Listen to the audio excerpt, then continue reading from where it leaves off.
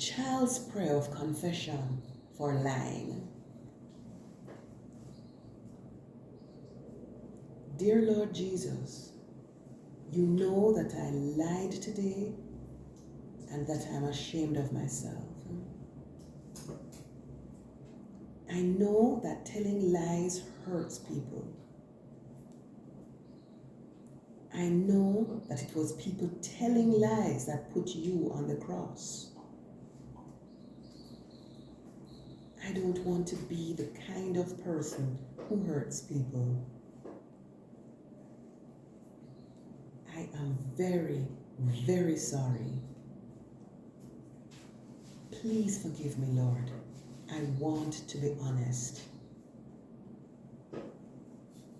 I want to be a good person. I know that I can be a better person with your help. So please help me. Thank you for helping me to be a better person and for forgiving me for lying. You are my friend and I love you very much.